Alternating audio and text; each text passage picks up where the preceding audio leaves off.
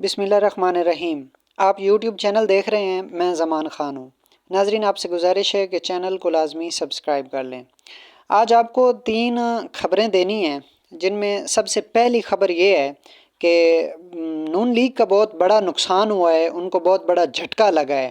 وہ جھٹکا یہ ہے کہ اسلام آباد کی تینوں سیٹوں کے اوپر الیکشن کمیشن نے ان کے امیدواروں کا جو ہے کامیابی کا نوٹیفیکیشن وہ پھر سے معطل کر دیا ہے۔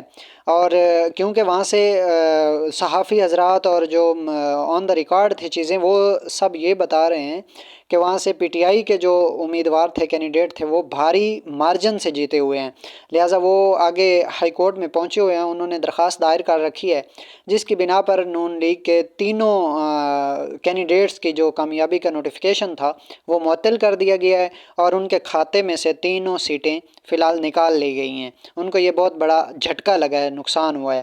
اس کے بعد دوسری خبر آپ کو یہ دینی ہے کہ مولانا فضل الرحمان کو ایک دفعہ پھر شکست ہوئی ہے، اور وہاں پہ مولانا فضل الرحمان کے بیٹے اسد محمود اور ایک پی ٹی آئی کے آزاد کینڈیڈیٹ داور خان کنڈی کے درمیان یہ مقابلہ تھا کے پی کے میں، اور ان کے 6 پولنگ اسٹیشن کے جو دوبارہ وہاں پہ پولنگ ہونی تھی، وہاں پہ پولنگ نہیں ہوئی تھی، تو وہاں پہ دوبارہ پولنگ ہوئی ہے، اور اس کے نتیجے میں جو ہے وہ پی ٹی آئی کا جو کینڈیڈیٹ ہے وہ جیت گیا ہے، اور مولانا کے بیٹے کو پھر سے شکست ہوئی ہے۔ سننے میں یہ آ رہا تھا کہ وہاں پہ 15-20 ہزار میں ایک ووٹ خریدا گیا ہے، اور مولانا فضل الرحمان نے بھی حال ہی میں بہت بڑی سٹیٹمنٹس دی تھیں اسٹیبلشمنٹ کے خلاف، لیکن اس کا کوئی خاطر خواہ فائدہ نہیں ہوا ہے مولانا فضل الرحمان کو، اور تقریباً 500 کی لیڈ سے یہ ہار گئے ہیں مولانا فضل الرحمان کے بیٹے وہاں سے۔